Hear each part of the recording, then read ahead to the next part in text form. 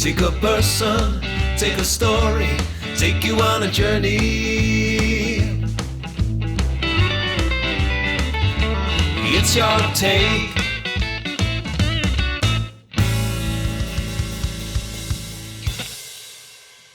On today's Your Take, I talk with an American actor, stuntman, fight choreographer, and an experienced swordsman. My guest is perhaps best known for playing Skeletor's henchman Blade in 1987's Masters of the Universe. He was also Frank Langella's stunt double, starred alongside Patrick Swayze in the 1989 action thriller Roadhouse, played Lymon Kurlow on Highlander the series, and starred opposite Jet Li in the 2006 martial arts epic Fearless. My guest gave Hollywood star Harrison Ford extensive whip training for the 2008 film Indiana Jones and the Kingdom of the Crystal Skull. He also taught Michelle Pfeiffer how to use a bullwhip for her role as Catwoman for Batman Returns. My guest has also appeared in popular television soap operas, provided the voice of Marshall Leigh Johnson for the game Red Dead Redemption, and appears in the first two seasons of Star Trek Voyager.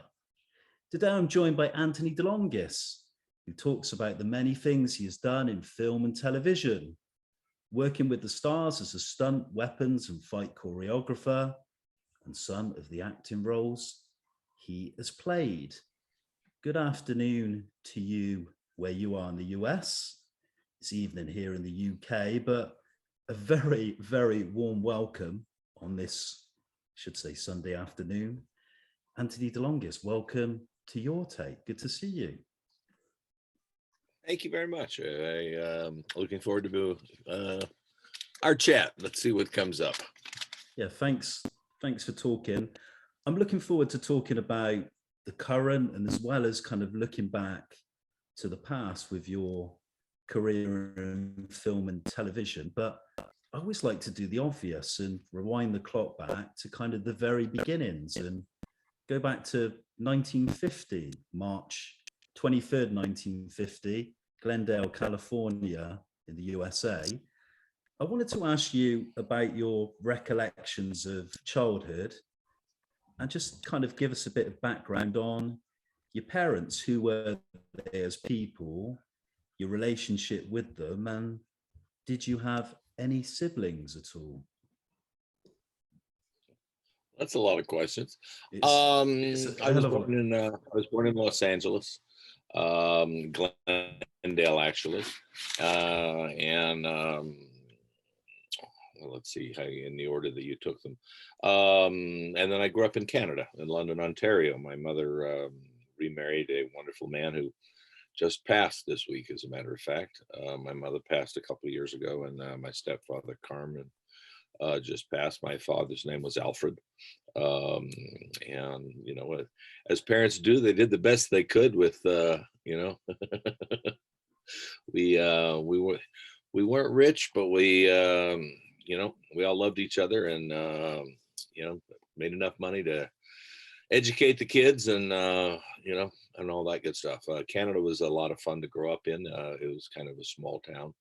When I was ready to graduate high school, I took the SATs, and I applied to both UCLA and Cal State University at Northridge. I was accepted by both. I thought the smaller school would suit me better, so I got a degree in theater arts and drama from Cal State Northridge.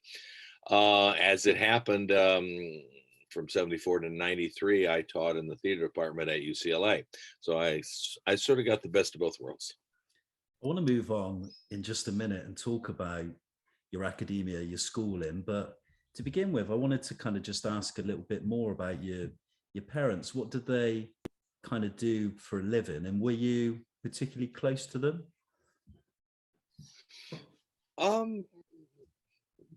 Well, yes.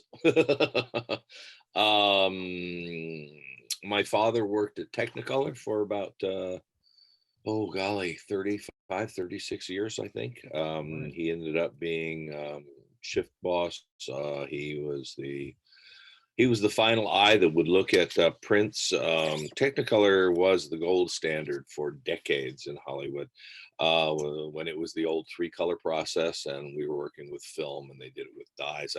I would work there in the summer alongside him, which was nice. That was where my father and mother had met. My mother had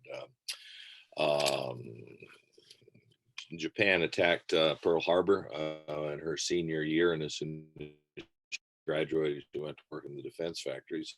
She was literally a Rosie the Riveter. And then when the war ended, she went to work for Technicolor, which was where she met my father. My father had been a horse trainer. He had run away to, oh golly, he said he worked for Louis B. Mayer at one point at one of his stables on the East Coast, I think in Virginia.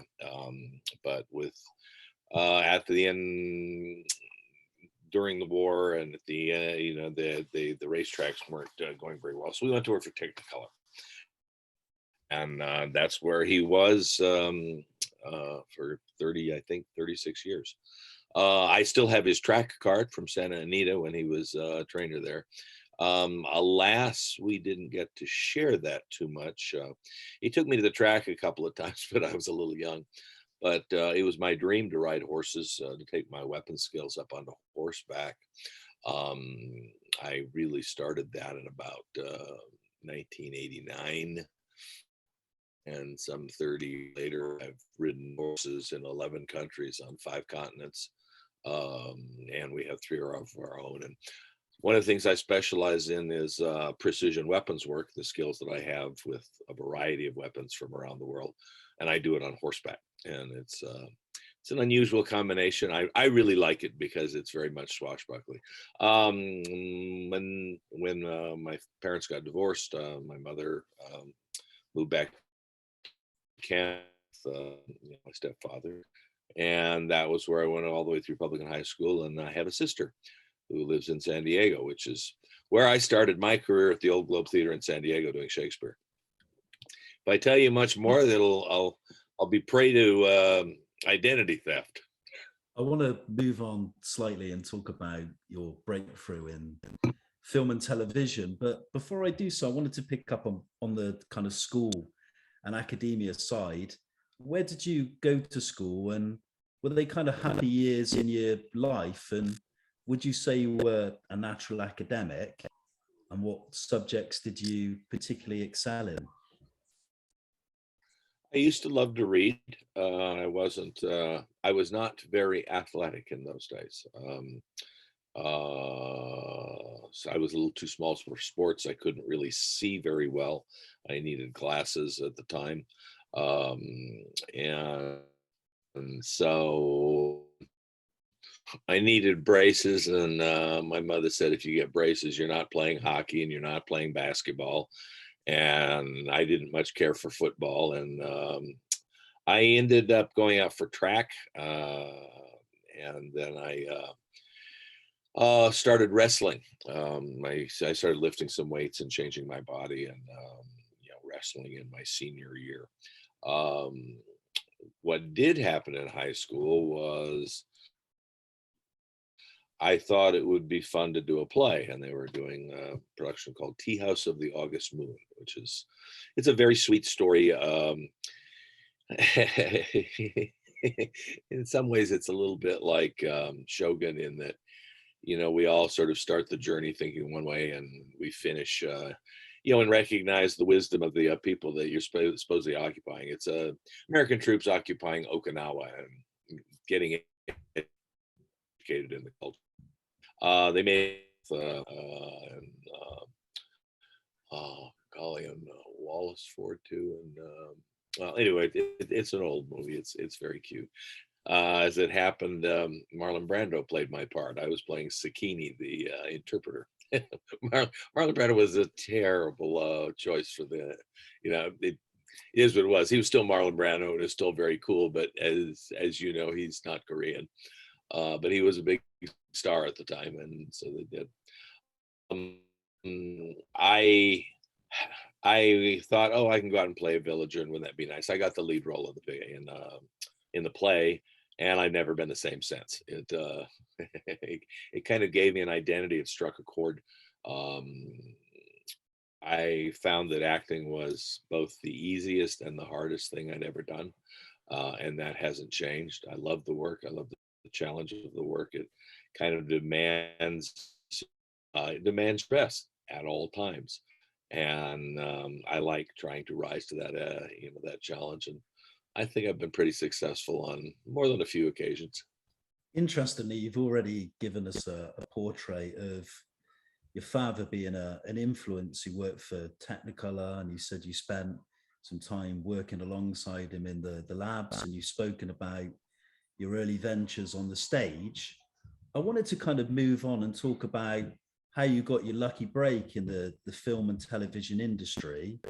And prior to that break coming about, what jobs had you done after your graduation? And can you recall your first film or television credit? Uh, Again, a lot to unpack, but okay. When I first got out of college, my dad took me down to apply to get into the post office. And he also had a friend who was a projectionist, and he trained me to project films. This was the tail end of the carbon arc, which you still get to light big lights in movies, but they went into xenon after that, and I'm not sure where they are now. I was working the all-night theaters downtown and the Spanish language theaters downtown, but I didn't like it. I don't want to be projecting the movies. I want to be in them. So that was when I had auditioned for the Old Globe Theater and got into the company in the journeyman program. And in the third, we were playing 3 plays in repertory. I think it was Merchant of Venice and oh golly, 12th, Much Ado About Nothing, I think. And then they were playing King Lear. No, wait, it was Merchant of Venice. But they read the company. I got played King Lear, and while I was offered going to full scholarship to ACT, American Conservatory Theater, or I could get my equity card. I read for Cyrano with Richard Chamberlain at the Amundsen Theater, and I chose the equity card because I'd already had a lot of training, and I knew I could continue to get others. And as tempting as the offer was to go up, and go through the he started working professionally. 73 was the Old Globe, 74 was Cyrano de Bergerac at the Amundsen, and then I came back to the equity company at the Old Globe in 74. The next year I did Macbeth with Charlton Heston and Vanessa Redgrave. The director's name was Peter Wood, who was very big at the time. Peter Wood, Peter Brook, and there was a third Peter who I can't recall. I never had the pleasure to work with him, but I got a good founding in theater, and I'm grateful for that because it helps me with my voiceover work. I have the craft, I have the enunciation, I have a whole variety of voices, at my disposal, and I know how to, maximize volume when necessary, and of course interpretation, because that's it. Voice work, my acting chop sharp in between on camera stuff, so I really enjoy it. I love the challenge. I love the freedom of it. It's theater of the mind, so it's good fun. But yes, if I hadn't had the theater background, I don't think that'd be as effective. My first television credit, I think, was Theater Bickel, Medical Story, and then there's something called Our Family Honor, and then it was Trapper John, I think. And it was funny because Trapper John was my first on-screen accent, and I didn't. I usually do pretty well if I've got someone to model myself after, and so it was an Australian accent for a soccer player on Trapper John. My only source at the time was a VHS machine and Paul Hogan telling me to say good day and put a shrimp on the barbie. But shortly after that, I met one of my great friends, Colin Dangard, who would come to this country as a journalist. All the big names, Sinatra and oh golly, Barbara Streisand and Muhammad Ali, and Liz Taylor and Burton. He interviewed all of them, but he came to this country and said they don't have any Australian stock saddles here, so he introduced the stock saddle and built himself up a company. And he made my dream possible. He supplied me with whips for when I was training Michelle Pfeiffer as Catwoman. And after that, he invited me out to the ranch, and I went for a ride with him. He tried to kill me. I had lots of aspirations, but no skill at the time. But he took me out, and Colin, if it's not straight up or straight down, he gets bored. And he has little tips of wisdom, like speed is not the enemy. You never jump off a horse moving at speed. You ride that bastard into the ground, and then you step off. And all of which is actually, when you translate, is going, don't be afraid if you're going a little fast. Just, it's you talk to your horse, you listen to your horse, and you respond to each other. It's quite magical. But don't be jumping off a horse. Professionals get hurt doing that crap. 99% of the time you want to stay with the horse. If he stumbles, if you're in balance, you can pick him up. So it's been a lovely journey, and it reminds me that dreams can come true, because I was almost 40 when I started, and it's helped me travel all over the world. And I still have the challenge. I like to be able to train to be able to actually do something. Like I can cut a target out of your hand from horseback as we pass at full gallop in opposite direction with a whip. A lance and a sword are comparatively easy, a whip much more difficult, particularly because the horse has to trust you, because you have this thing coming right at his face. That's where one of the advantages of the system that I created, but we'll talk about that later. I can take, if you look on my website, longis.com, you'll see Swordmaster, where I'm fighting Jet Li, and I'm fighting, Adrian Paul and Highlander. I guess still on that twice. So long list of things there, and then there's Whipmaster. Go ahead. it's a good point. It's a good point that kind of leads on to my next question, because we've spoken about your background in television. We've spoken about you performing Shakespeare on stage with some of the great performers that you've mentioned. You've become a very experienced swordsman and stunt coordinator. Can you just give us some background and history about your involvement in these areas, and how has it paved a significant part of your career in film, television, stage, and also your university academia work? Well, just a quick, as I said, I taught at UCLA from 1974 to 1993 in the theater arts department.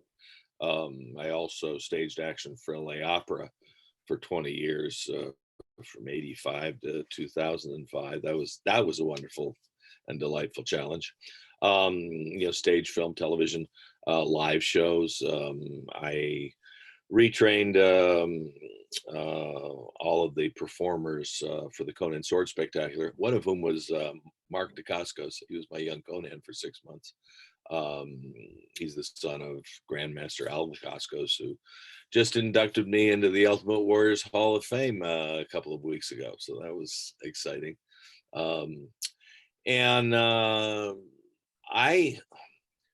I sort of did all this to make myself a more rounded and diverse performer.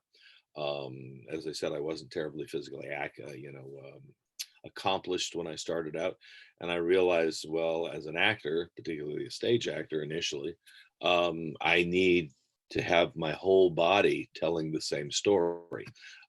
People have a tendency to their body sort of lies. They say they're doing one thing, but their whole body isn't.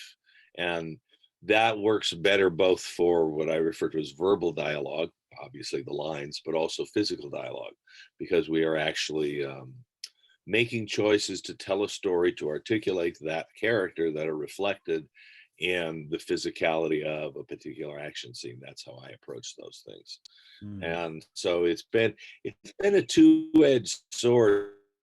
I started to tell you, I like to train my own abilities so that I can actually do something. I can actually throw a knife next to you. I've done it several times on film next to actors. I am very good with a sword. I was a collegiate saber champion, and I haven't stopped studying since then.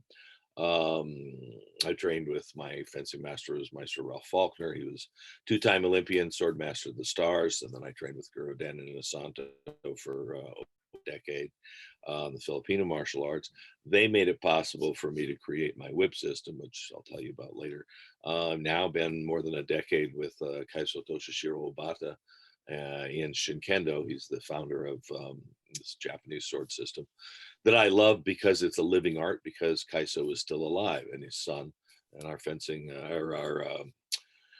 our sensei, Matthew Lynch, is one of his senior instructors and kind of a chronicler for the system. So point being is I never stop training, because knowledge is choices and your art is in your choices. And whether I'm performing myself, and this gives me greater layers of credibility for my performance, or if I'm teaching someone else. Now, these days, I often come in and work with some very skilled and often top name talent to help them make the most of their character-driven action opportunities by teaching them the skills that I've been cultivating for 50 years now.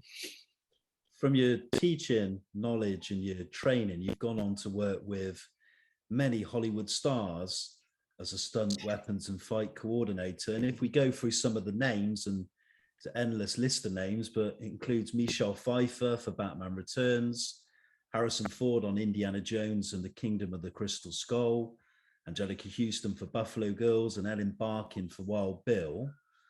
What have been the challenges working on those kind of film projects, and which stars have you enjoyed most working with, and why?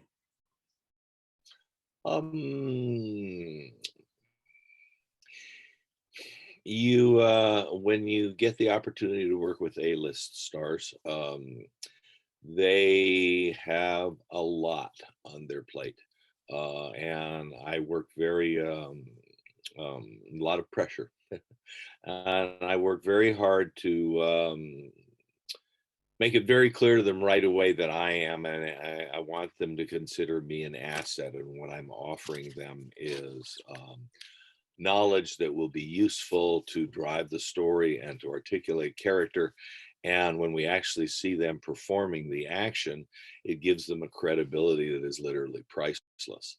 So I'm always trying to tell producers, give me a little time with your actors. I will build them a foundation. My favorite collaboration was with Michelle Pfeiffer, because they were originally going to do a Cat of Nine Tails, and I said, it has a lot of baggage. It's a punishment whip. All you can do is pose and hit things. And I said, here's what I do. And both Michelle and Tim Burton went, yes, we want that. So I trained, I had about 6 weeks to train Michelle, because they were shooting up Danny DeVito as the Penguin. And then we continued to train throughout the rest of filming. But we would literally walk onto a set and look at the adversity of it. Oh, it's crowded here. There's stuff overhead. There's stuff on the ground. So we will turn this into an opportunity to, say something specific about this. And it's all Michelle. It's all her action is practical with the whip. Not even the professional stunt woman got anywhere near her ability, because she saw I was trying to give her another layer for her performance. I also really enjoyed working with Jet Li in Fearless, and Yan Wu Ping, one of the finest action directors in the history of film. And they flew me there to partner Jet, because they were looking for an expert with the sword and the whip. And they were running behind, unfortunately. My only regret was I didn't get to work with the team. They were catching up on a previous scene, the actual finale scene with the Japanese actor. And so I met him when I walked on stage and on the set, and it was the tournament sequence. And the team immediately started throwing some stuff together. When, Jet and Wu Ping were happy, he and I stood up, walked it a couple times, then shot it at speed. I think the first phrase we shot 3 times. After that, never more than 2. But we would shoot that and then move on and do it all over again. So neither Jet nor I knew the choreography because we'd literally made it up before. But his 30 plus years and my 30 plus years of experience meant that he moved, I would adjust. I moved, he would adjust. So it gave it a very lovely, raw, organic quality. It didn't look over rehearsed because it wasn't. But the lesson there was, for me, was all of the years of study made it possible for me to maximize this opportunity to work with Jet and Wu Ping and, create a character with a weapon that they weren't used to choreographing. They were choreographing my sword. I had brought them a European saber, and then I brought them a patent saber. They chose the patent saber, which, well, that's what they chose. So that's what I was working with. But they were choreographing my sword like it was a Chinese sword. And I'm going, this doesn't make sense. I understand you'd me to attack quadrants so that Jet could do some of his brilliant physicality that he'd done many, many times before. And that was a very smart idea on their part. They just didn't bother to tell me because I don't speak Chinese. And so I went, okay, I will. Their first thing, they wanted me to do 3 thrusts, and Wu Ping literally went pokey, pokey, pokey. And I went, oh, geez, he thinks European swordplay is what he's seen in the movies, which I refer to as a miasma of misinformation. And so I gave him 3 thrusting attacks, but I did not pump my arm and do pokey, pokey, because no trained swordsman would ever do that. And after that phrase, everything started to go very smoothly. And I say, I will attack the quadrants where you want me to go in that order, but do you mind if I get there this way? It flows better. And one of the team apparently said, who's choreographing this, us or the Guilo? And Wu Ping said, this Guilo knows what he's doing. And after that, it was one of my favorite professional collaborations. From working with Jet Li and Michelle Pfeiffer as the Catwoman, I'm going to take the clock back and go back now to 1987, to a period that was pretty significant in my childhood because it started off as a toy line, then a popular cartoon animation, and then a 1987 live film adaptation by Canon Films. How did you get the role as the villain Blade for the film Masters of the Universe? And did you audition for the part? And what was the overall production experience like? Well, the overall production experience was occasionally frustrating, but for the most part, really quite wonderful. In terms of, I know I must have auditioned. I don't really have too much memory of it per se, other than meeting Gary and indicating this is my experience, this is my background, from theater to, by that point I had done Circle of Iron with David Carradine, which was the silent flute, which was supposed to be, Bruce Lee's film. That's a long and convoluted story. But I worked with David all over the world. Worked in, first it was Israel, and then it was Canada on Kung Fu: The Legend Continues, and then again we worked together in Argentina on The Warrior and the Sorceress. But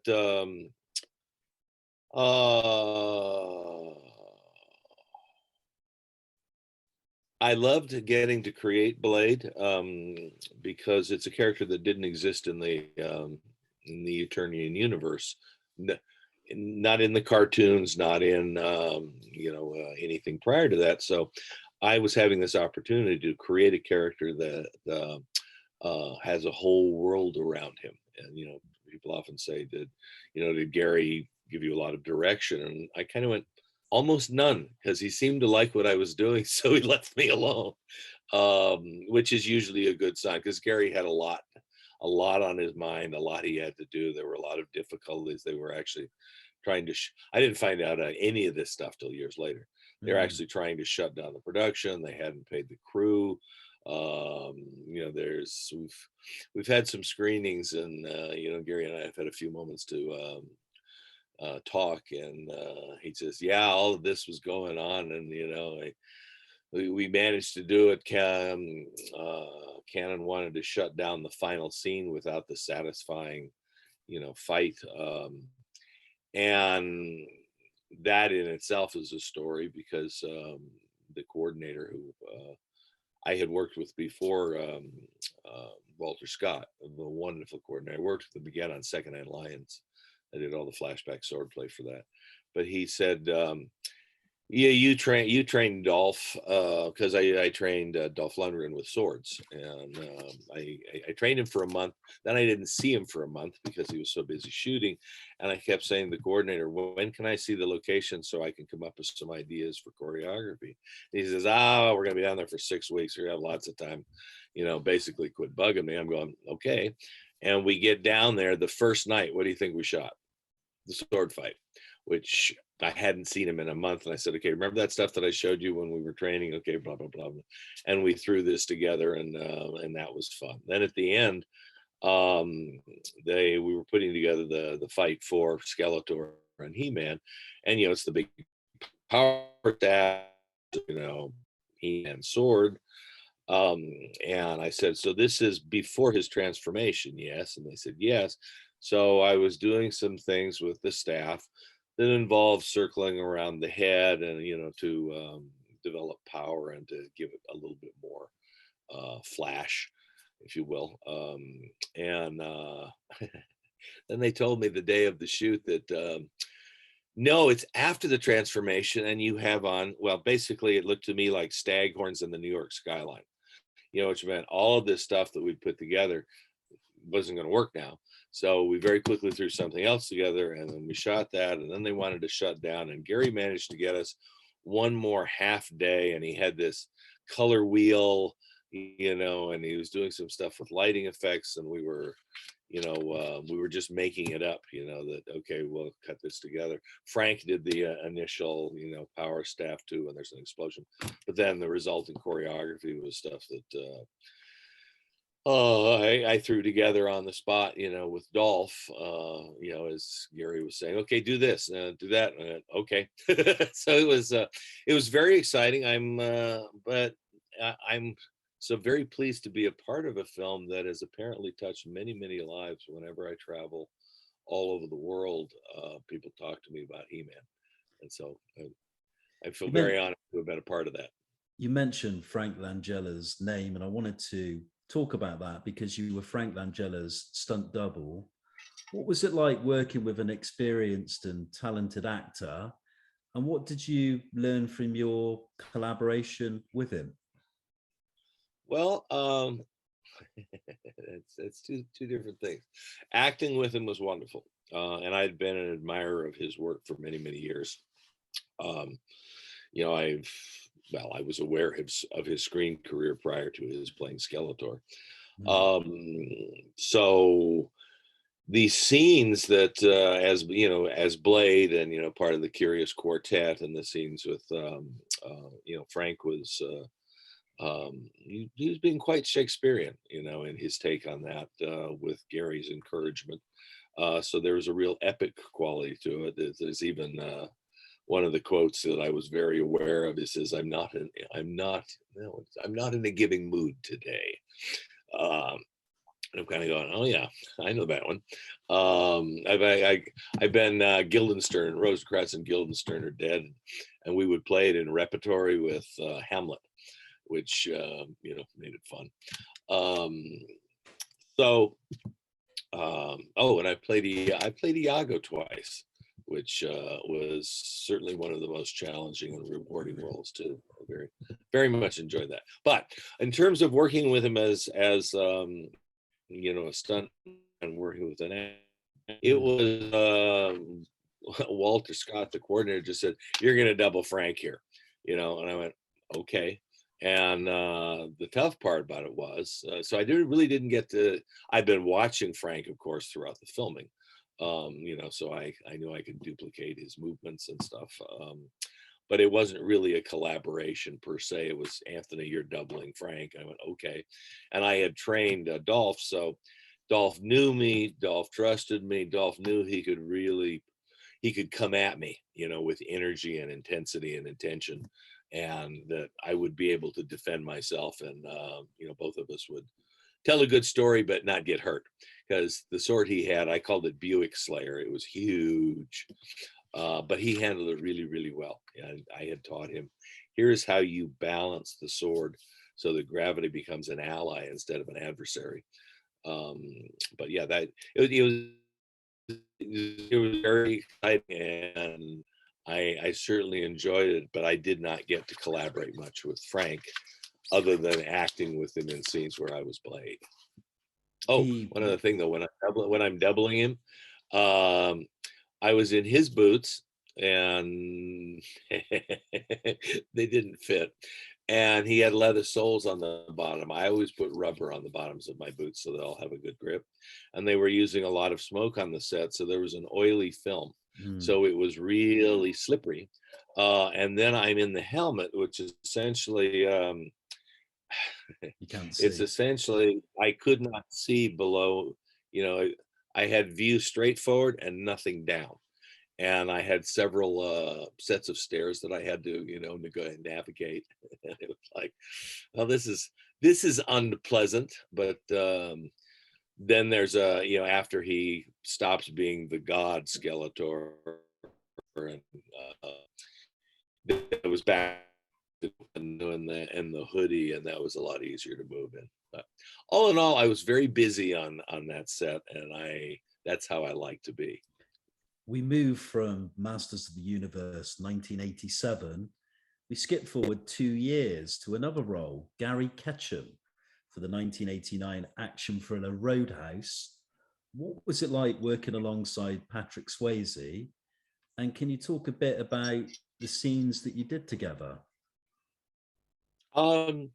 Patrick was wonderful. I had a very good time with Patrick. Our first scene was the razor, the right boot sequence. And we did that very, very well together. He was still limping around a little bit because he and Marshall Teague on their big fight where Marshall gets his throat ripped out when he pulls the gun. The story goes that somebody had whispered to Patrick that, Marshall thinks you're a pussy. And that's not the case. It wasn't true, but supposedly that had happened. And so the two of them, Marshall used to be with the teams. He's he's a veteran, and I believe he was military consultant on Highlander. Talked to me once about the scene that he was helping Mel go through when he was going to kill himself. But anyway, Marshall's a very, very talented fellow, and Patrick was being trained by Benny the Jet Urquidez, one of the best ring fighters of all times. And but Patrick's more of a dancer than a martial artist, so Benny was teaching him with music, which was very effective. Anyway, very good. There's another whole fight scene that he and I have in the bar while Sam Elliott is fighting Marshall Teague, and I'm kicking a stein of beer that's right next to Ben Gazzara. Unfortunately, that didn't make the cut. I guess they thought they'd seen me enough. And then the last scene was after I shoot him out of the air with the shotgun, which was fun.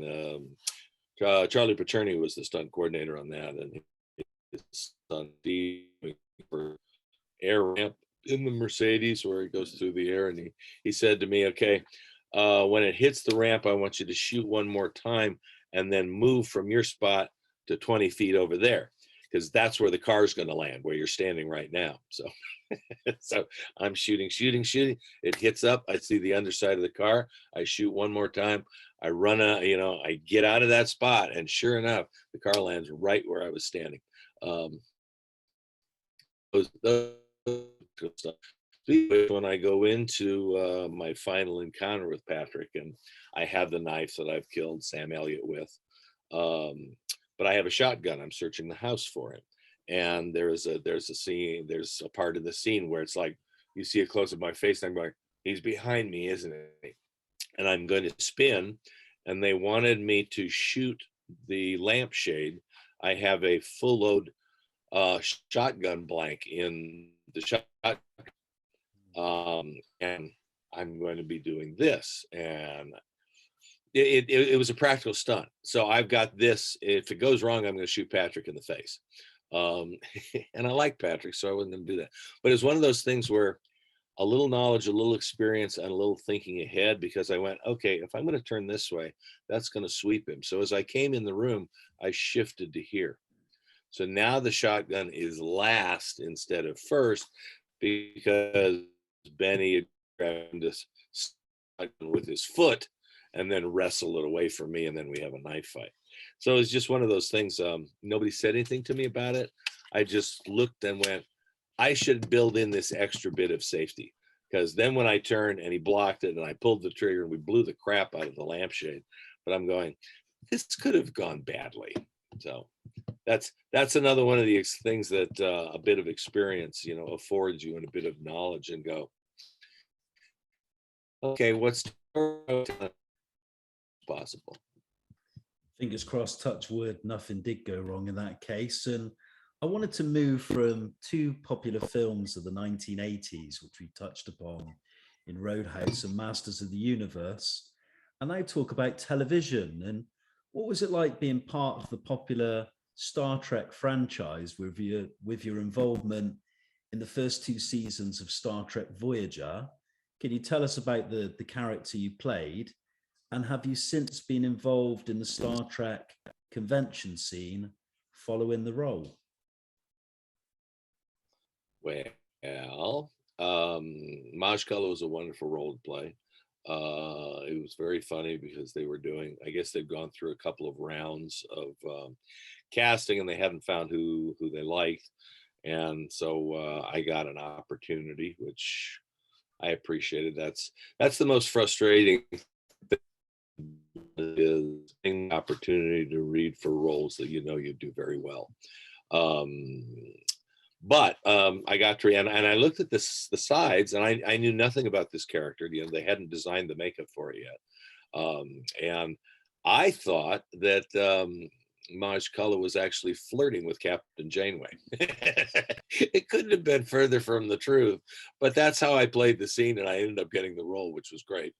And then they're designing the makeup, and I had hair that was 18 inches high or whatever, and I'm saying to the makeup person, so is this organic or is this tribal? And she's, oh no, it's organic. I had sponges and chew toys and all kinds of things, and I was a high profile vehicle. When I'd walk through the doors on the bridge, I'd have to subtly bend my knees so that I could get under the doorway and then get through. It was fun, but I enjoyed the role, and then they brought me back. And then there was a big sort of Godfather sequence where all of the leaders, get betrayed and are being shot from in this case, spaceship rather than helicopter. But and I went into the producer, Jerry Taylor, and I said, "Do I have to be dead? Can I just twitch on the ground so that you don't have to decide right now? Just mostly dead?" And he says, "Don't worry, you're not dead yet."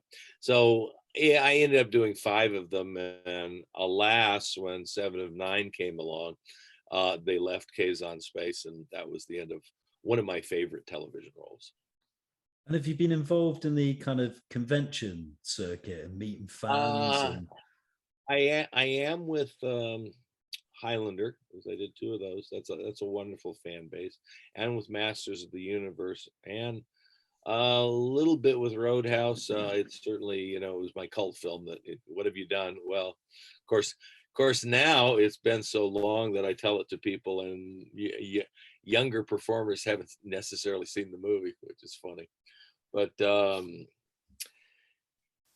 yeah, I've never been part of the Star Trek. You know, I tried to a couple times reach out. Didn't have any, I think Creation Entertainment is who does it. But there'd been so many, they'd been to the well so many times, because you had the original Star Trek, you know, and then you had the Next Generation, Generation, of course, yeah. and you had, you know, and by the time Voyager came along, with the exception of, you know, the main part of the, you know, the bridge crew, I guess there just wasn't, you know, enough crumbs to, you know, so yeah, no, I never have.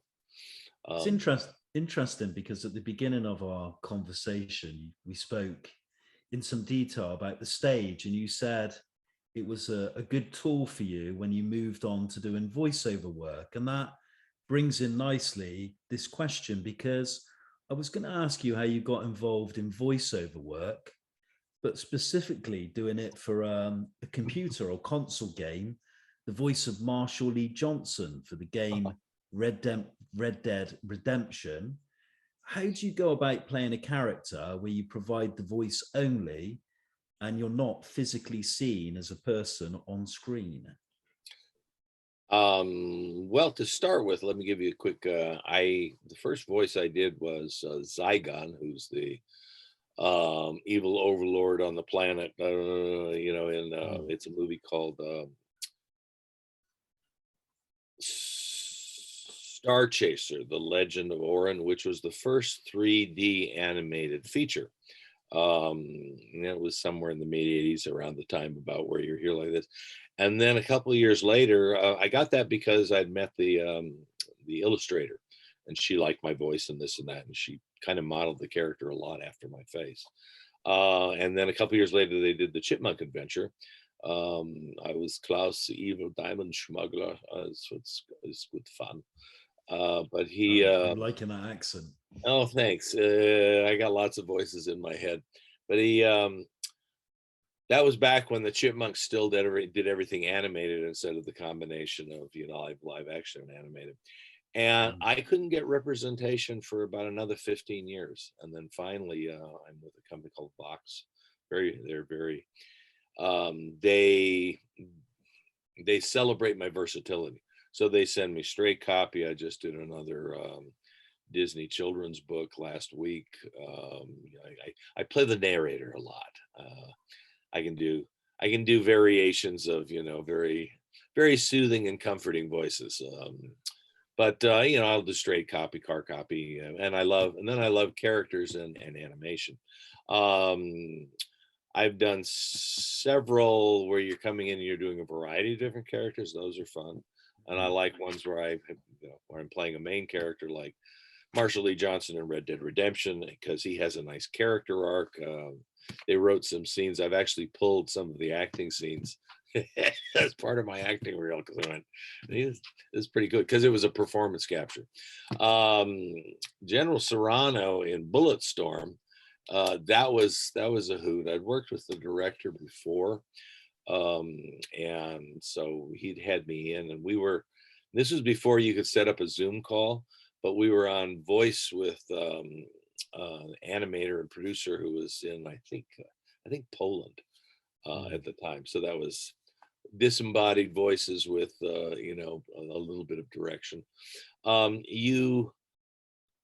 Sometimes you'll get a picture of who the character is, you know, an artist rendering, and that's very helpful, because sometimes their physical appearance gives you an idea of how they might speak. Like if they're particularly heavy, you know, you might have trouble breathing and there'll be a wheezing quality to it, and you can play with the voice whether or not, you know, you have nice rumbles or rasps or stuff like this, or if, you know, it's actually sometimes, you know, you might speak like this. I'm a big fan of Terry Thomas, the original fellow, you know, with the space between his teeth.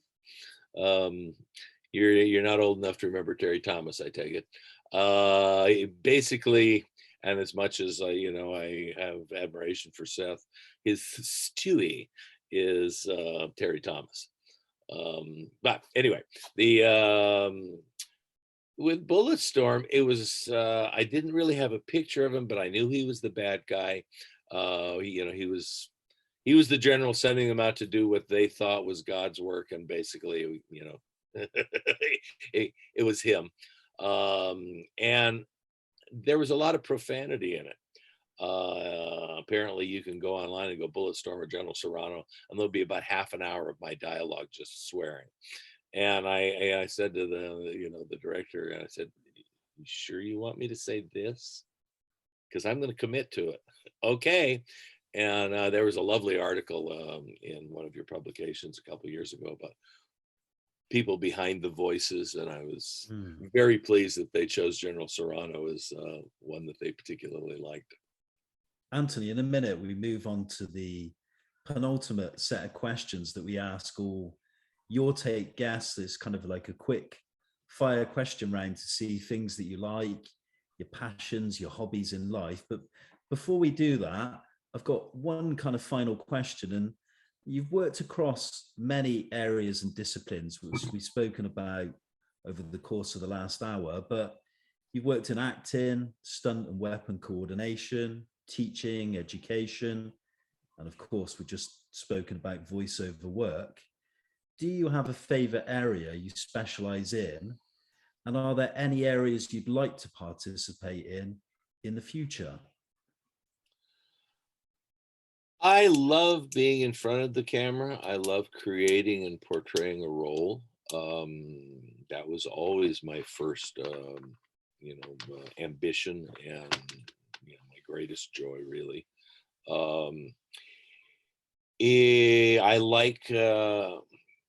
I love having introducing a physicality to some of the roles when appropriate, because action is one of the greatest storytelling tools we have. It's a visceral response from the audience as opposed to an intellectual one, and when you can combine character action and character dialogue and to create a role, it makes it that much richer, and it gives you a credibility, I think, that is very valuable to the project, to the role, and to what the audience is experiencing. Yeah, it kind of all comes down to I've always been a storyteller. So whether I'm telling the story as the actor or whether I'm helping another actor, give them the vocabulary with whatever the tool happens to be, so that the tool helps them layer their performance. For example, the bullwhip with Michelle or with Harrison, or the swords with now Adrian Paul was very skilled with swords, and my friend F. Braun McAsh, who was the fight master on the Highlander series. They were doing 22 episodes a season, and so Adrian was always fighting at least once. We fought 3 times in the Duende episode. And then he would train off season. So he was very, very skilled. But what often happens is I will come in and I have a limited amount of time to teach somebody enough of a skill that they can execute it so the audience sees them doing it. And then you can do any kind of film, any kind of movie magic you want to. If I've seen you crack the whip, then I will buy that, you're now wrapping the whip around somebody's neck. Now, quite often I will come in and I will do that shot because I can. I was starting to tell you earlier that I can, on my reel, my Whipmaster reel, I cut the wick out from underneath the candle flame so that the flame is there for just a moment. My system is extremely accurate. I roll and stab. Most people yank and slash, and I view the whip as a supersonic telescoping blade. So my DeLongis rolling loop method, which is very unique, is it's more efficient, it's more effective, it's more accurate. My accuracy is about the size of a dime, and it's safer, and it's prettier. It takes longer. You see the whip accelerating upon its own structure, so it's very, very visual.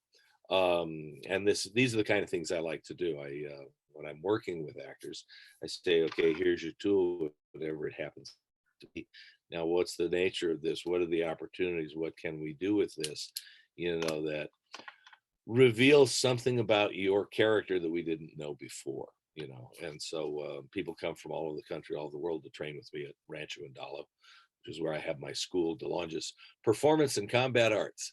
But it's quite the adventure. But I talk to them both in terms of, here's the martial truth of this weapon in this situation, and here's how we're going to open it up a little bit so that the audience can feel like they're a part of the fight as opposed to just an observer. So I try to create the environment for the moves we've chosen to be logical, and so we see the shifting jeopardy and danger, and that that involves an audience in a visceral sense. They can't help but respond if you do it well. So that's how I like to work with people when it's not me in front of the camera. But I'm always trying to add to my skills, and I'm always trying to add to over the years, many said, can you do this? Well, no. So but then I go and I learn how to do that. So the next time they ask, I go, yeah, I can do that. Keeps life interesting. Anthony DeLongis, a timely moment now. We're going to crack the whip with the last quickfire 13 questions. We ask all your take guests these same quick questions. Don't think about them in any detail, but here they are, just to wrap up the interview.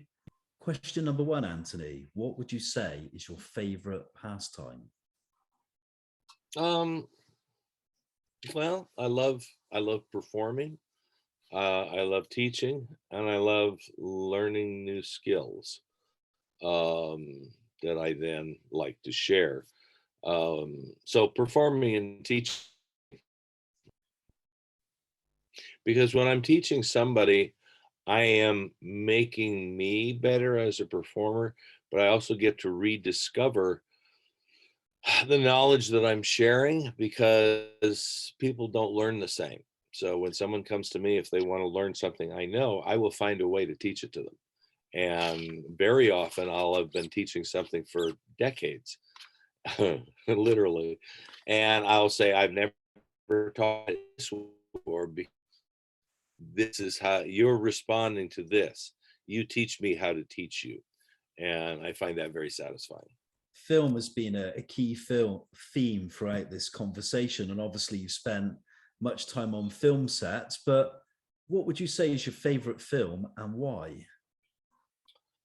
Yeah, I had jotted down a couple things.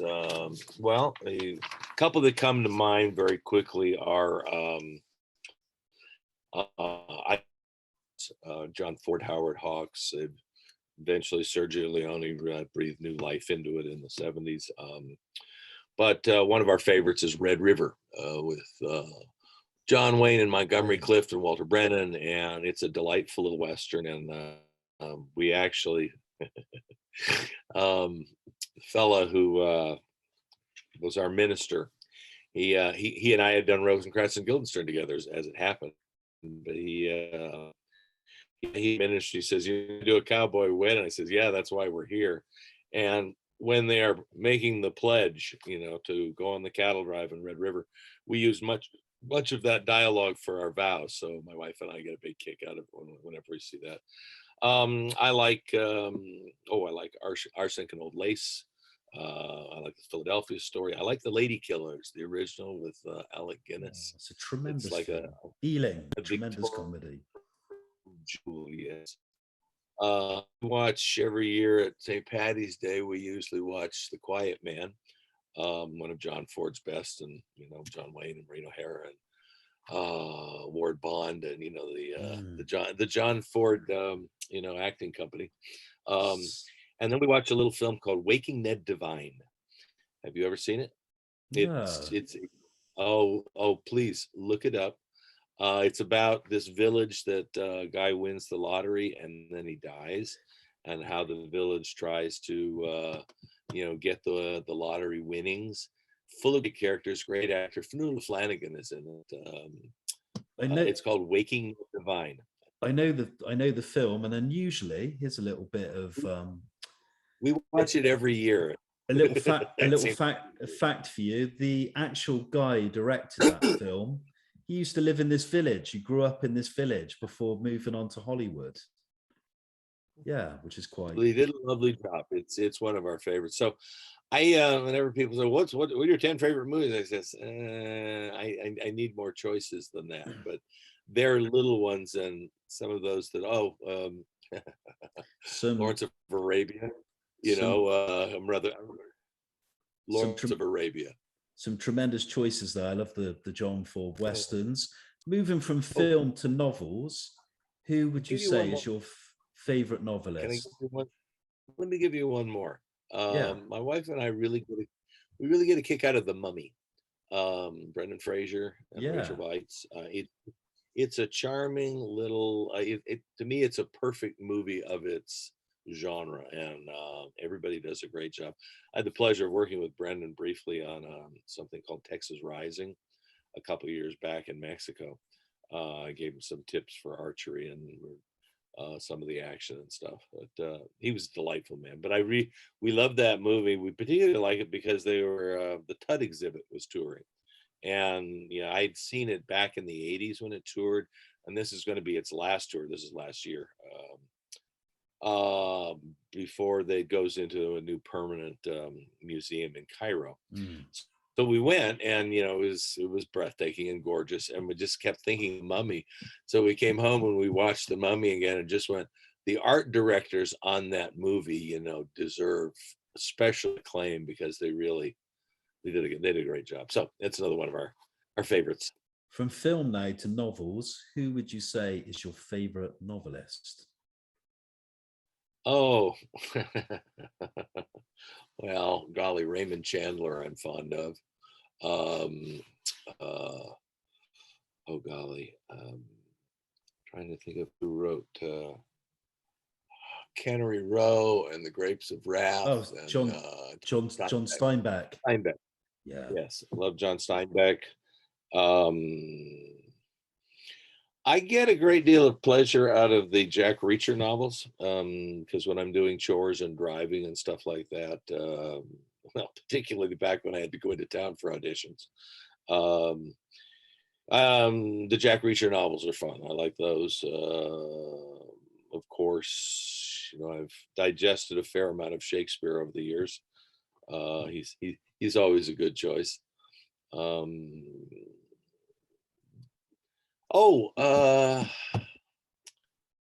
Bill Bryson. Bill Bryson is a wonderful novelist. He just did a novel about the house, talking about it because he spent 20 some odd years in England, got married there and raised a family. And then he went back to America again, wrote I'm a Stranger Here Myself. One of our favorite novels of his, because it's sort of a travelogue education. Whatever his subject is, he does tremendous research. There's a short history of practically everything, I think it's called. It's extraordinary.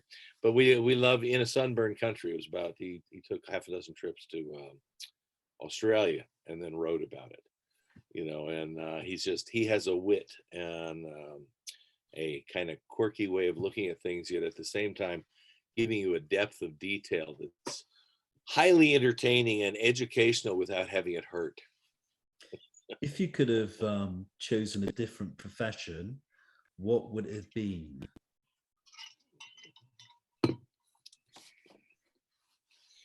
I often lately, especially, I've been kind of going, I'm very grateful for, the opportunities I've had. And there were so many times when I'm one of the few people who started when I did, who are still in the business. It's very hard. It's hard to make a living at it. It's hard.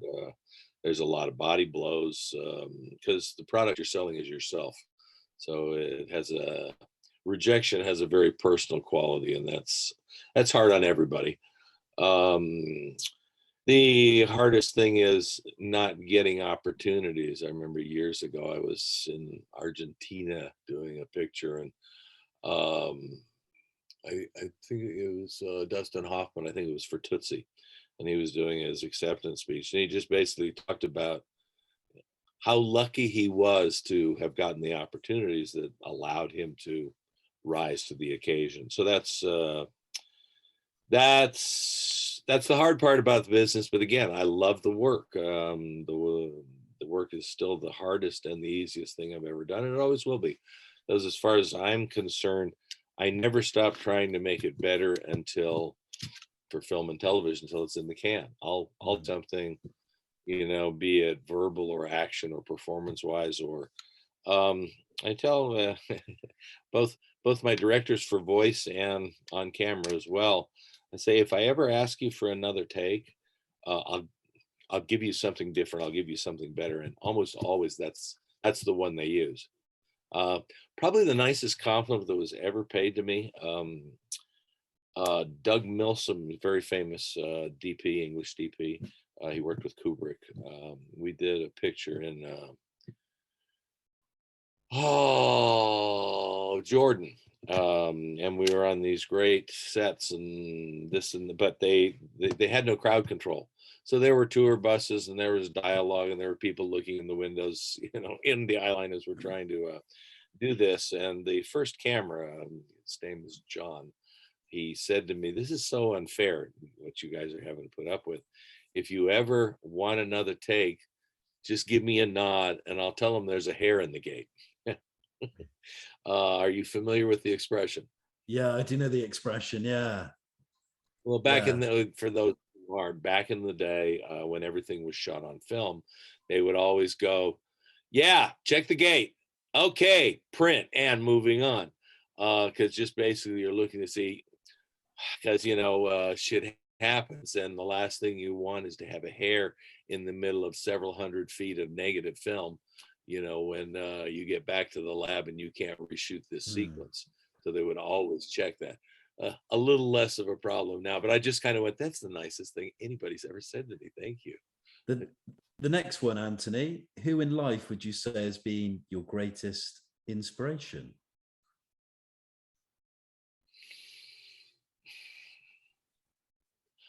Maestro Ralph Faulkner, Dan Inosanto, my wife.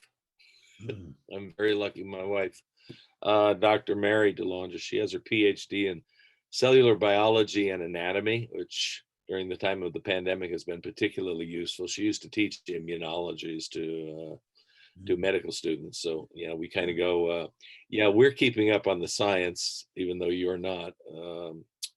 But she now does all the things I do. She rides horses, she shoots guns, she crafts whips. We have a live show that we do swords and lances and whips on horseback, and then a synchronized bullwhip tango at the end. So we perform together. It's a lot of fun. She throws knives. I'll stand there and let her throw knives around me. She's gotten that good. So basically I have to mind my P's and Q's, because I went and she's quite deadly now. But yeah, she is an inspiration to me and my partner in all things. Do you read a newspaper next? And if so, which one? I love this question. I live 3 miles up a dirt road at the top of a mountain, two hills over from planet Vulcan, and where Kirk battled the Gorn in Star Trek. They used to call me and say, "Yes, we'll give you a newspaper subscription." I go, "No, you won't, because I'm not going to have some poor kid, or their father trying to get up this hill." It's about 1,000 feet from where we are down to the base of the hill. So it's lovely. It gives us a delightful isolation. We used to saddle and pick a direction, and just ride off the hills and come back up, make our own trails all the time. But yeah, so no, it's not. It is not feasible for me to get a newspaper on a regular basis. I do check. There's a couple of cable news stations that I watch, but and balance that with the newspapers that come online. I spend more time on the phone than I would like to, because life's not a spectator sport. I'd rather be doing things. But I also can't imagine watching a movie on your phone. It's like, what the? No. What would you say next is your favorite food? Was that one of the questions? Yeah, it was one of the, yeah, is Oh, I indeed. didn't see that one. Well, I like red meat. My we look for sales and we buy bone-in prime rib roast. We cut our own steaks, and then we get that down to where try to only eat that about once a week. My wife's a tremendous cook. I mean, she's essentially a chef. We're constantly going, well, we'll never order that in a restaurant again, because we'll just be disappointed.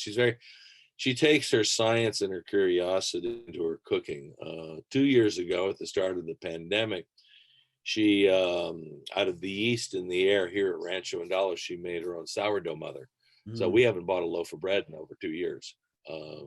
So I guess between the weapons and our store of flour, we're ready for the apocalypse. But I just assume it didn't really happen. But yeah, our social distancing is perfect because we're 3 miles up a mountain. People that we invite, and now that the vaccination is where we've opened back up again to have people come in to train, and in between my own performance gigs on one side of the camera or the other, Mm. I enjoy having people come in because it keeps me performance sharp as I am sharing the knowledge that I've accumulated. As I tell people, this is a very good investment for you. You're investing in your assets, so you can create an opportunity when something comes up. From I always encourage performers, take responsibility for your own training, because you're going to show up with the skills you have, and opportunities are very rare. You want to have the tools when one comes along. from foods next to cultural icons, but who would you choose as your favorite cultural icon? Oh golly, who did I say? Well, Shakespeare, Zorro, D'Artagnan, Cyrano. Um, kind of that one I wasn't quite sure. Cultural icon. What do you mean? You We'll know, go for those. uh, We move on next the to Pope's pretty cool. yeah, we move next on to curse words, and you can say it. What would you say is your Nah, favorite? What would you say is your favorite curse word and why? I'm kind of spontaneous with curses. I try not to, but I've worked very hard my whole life to develop a vocabulary, and I often celebrate something will come to mind in an appropriate moment, and I'll go, I don't get to use that in conversation every day. But yeah, I do. I used to read a lot of books. There doesn't seem to be much time to read books now. I sort of listen to them on tape in between other activities. But I have a couple of juicy ones that I'm not going to share, but they'll curl your nose hairs. Mhm. What next would you say is your favorite place or holiday destination? I've been lucky. Oh, my wife would hate this. I've been lucky enough to travel. I've worked in 15 countries, um, and so I've gotten to see the world, or a lot of the world, which really makes you appreciate home. Hmm. It also broadens your perspective a lot, and it broadens your palate. You don't have to eat spaghetti out of a can, all the time. It's like, if you're going to travel, don't expect to get the food that you're used to at home, and you should embrace that fact. I'm not saying you have to sit there and eat bugs and this and that, but oh, you'd ask me what my favorite foods were. Well, I if I'm going to eat red meat, then we're going to eat the bone-in prime rib that we do. But we do a balance of Of, chickens and fish and hmm. vegetables and salads. We, we, of, we eat pretty healthy, and of all that's the how we places keep on keeping on. of all the places you've traveled and seen, what would you say is your favorite or the place where you felt most at home outside of your own home, if that makes sense? Um, I've been to Spain a couple of times. First with Jaguar Lives, and then in 2000, I was able to take Mary. I was doing a show called The Queen of Swords, La Reina de Espada, and we were on the old Sergio Leone sets, which in Right. Almeria, and the symbol of Almeria is the cave painting of the Indalo. and we'd say, if our dream comes true and we get our own place, it'll be called Rancho Andalo. So when I discovered this, I found this, and our view to the west looks just like the Ramblas, the dry riverbeds in Spain. And we banged back there for a couple of sword seminars. It was quite lovely. This 2 years ago, we were in Germany. There was a fire that broke out, and a couple of my neighbors got burned out. We were very lucky. Our neighbors and the fire department saved our home and our horses and stuff.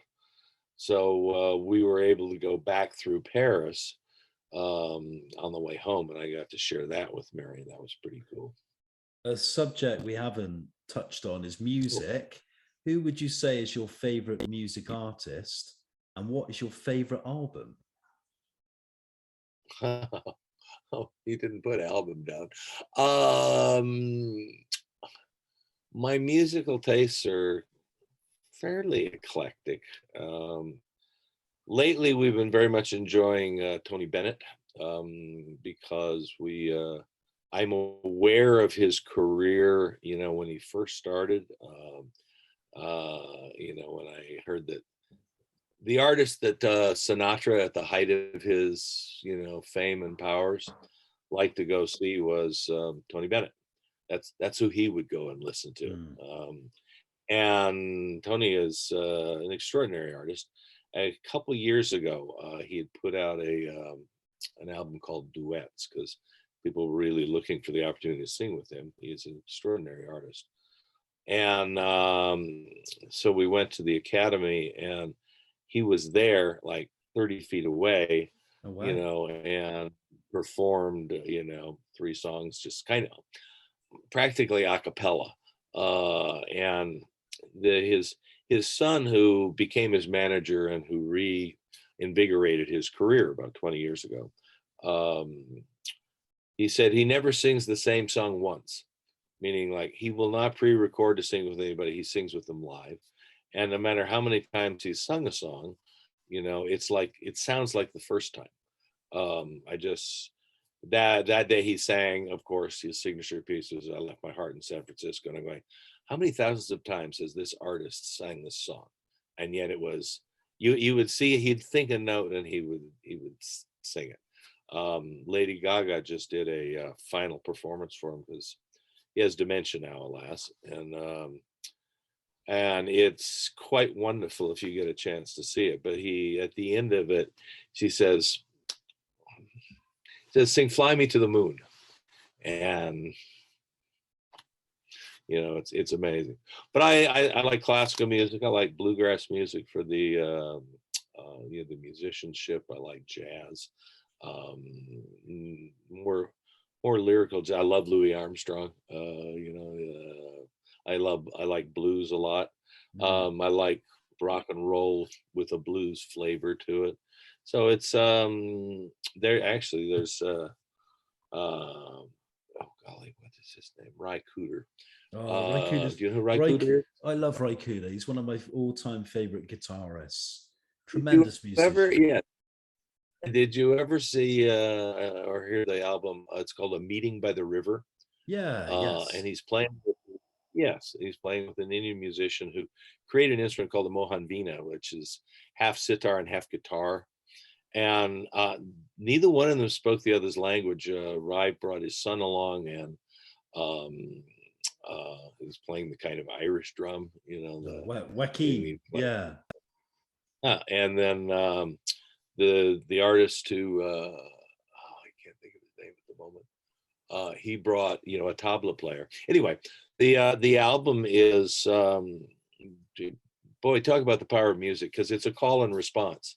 One of them would play, and they call it "Meeting by the River" because it's like the river is flowing by, and someone plays and the other person picks it up and embellishes on it. Yeah, and it was just I liked it a whole bunch. Anthony, we move on to the final 2 questions. The first one, what would you say is your greatest achievement to date?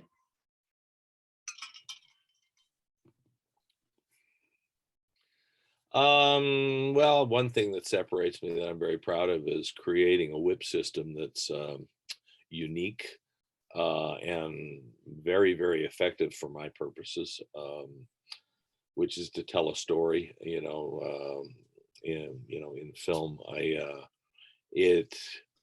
the whip is 3,000. The whip dates to 3,000 BC in both the Chinese and Egyptian cultures that we know of.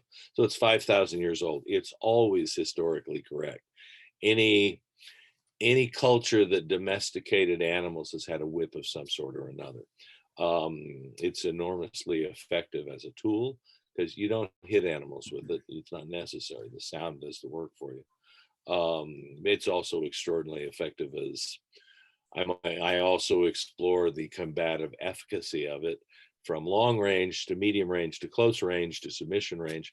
And I found that, all of the things that I've studied find eloquent voice in the whip. First, that I treat it like a bladed weapon, except it's flexible.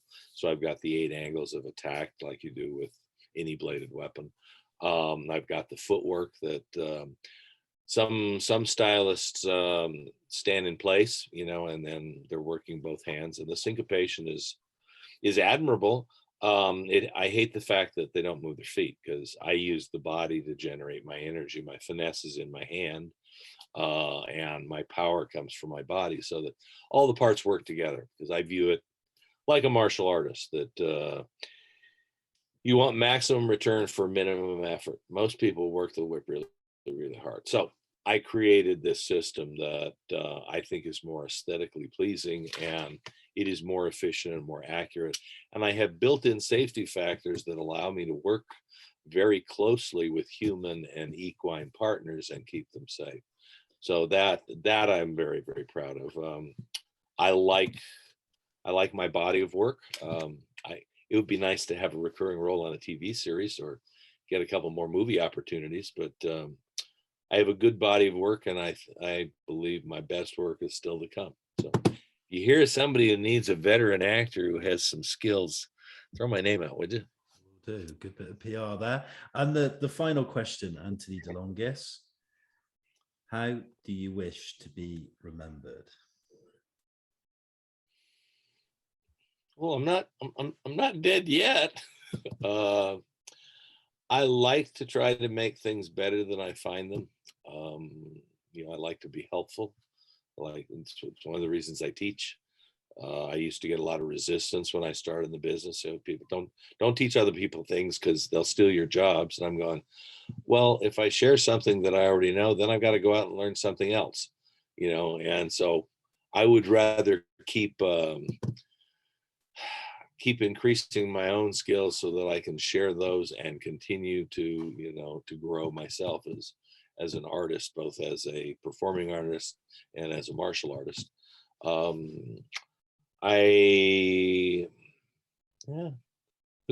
A good storyteller, so that no matter which part of my craft I am, working at that moment, I always try to do the best I can, both myself, and whoever I'm working with, encourage them and support them, and so that we make a product that we're all proud of. And I try to remember myself and other people, this is supposed to be fun.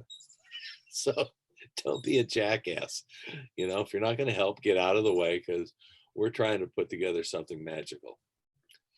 I think that's a nice note to end on. Anthony DeLongis, thanks for sharing your many stories and talking about your career from stage to film to performance to weapon mastery to martial arts to stunt coordination. And thanks for sharing the journey with us. I wish you all the best with upcoming roles and projects and future endeavors. And to finally, just to wrap our conversation, how do listeners and viewers of the interview find out more about your body of work, or get in contact in any way if they want to kind of get involved in some of the things and pursuits you mentioned earlier on?